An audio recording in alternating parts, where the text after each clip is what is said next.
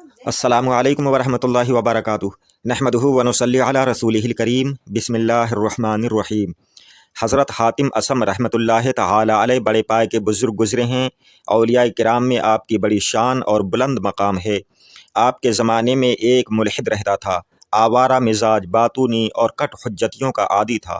ایک بار وہ ملحد حضرت حاتم اصم رحمۃ اللہ تعالی علیہ کے پاس آیا اور آپ کی شان میں نازیبا الفاظ بکنے لگا۔ حضرت حاتم اصم رحمۃ اللہ تعالی علیہ نے اس کی کٹ حجتیوں کے ایسے جواب دیے کہ وہ لاجواب ہوتا رہا، اس سے کوئی جواب نہیں بن پایا۔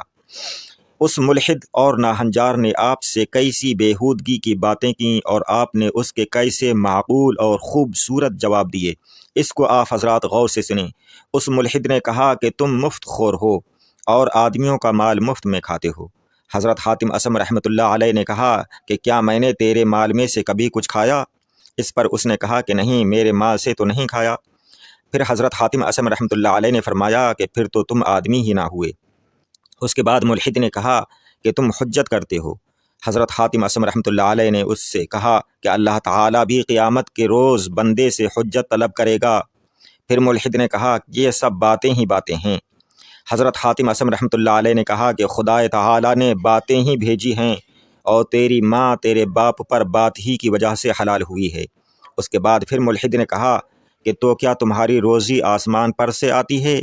حضرت حاتم اصم رحمۃ اللہ تعالی علیہ نے کہا کہ سب کی روزی آسمان ہی سے آتی ہے۔ اللہ تعالیٰ فرماتا ہے اور آسمان میں تمہارا رزق ہے۔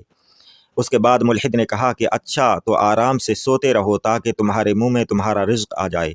حضرت حاتم اصم نے کہا کہ 2 برس گہوارہ میں سویا اور روزی میرے منہ میں آتی رہی۔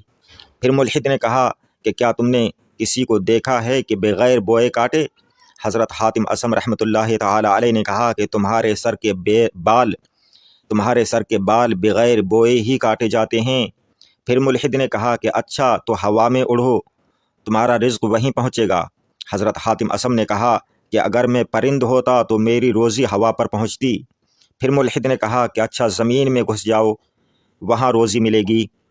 حضرت حاتم اصم نے کہا کہ اگر میں چیونٹی ہوتا تو وہاں بھی میرا رزق مجھے ملتا۔ یہ باتیں ہونے کے بعد، ایسے معقول جواب سننے کے بعد وہ ملحد خاموش ہو گیا اور بڑا متاثر ہوا اور پھر توبہ کر کے مسلمان ہو گیا۔ یہاں سے معلوم ہوا کہ باطل لوگوں کی، بے دین لوگوں کی اور ملحد لوگوں کی باتیں کٹ حجتیاں ہی ہوتی ہیں، اور اللہ کے محبوب بندے اولیاء کرام ان کی کٹ حجتیوں کا بڑا حسن، بڑے معقول، بڑے اچھے طریقے سے جواب دے دیتے ہیں۔ آپ حضرات ہمارے چینل کو سبسکرائب کریں۔ السلام علیکم، خدا حافظ۔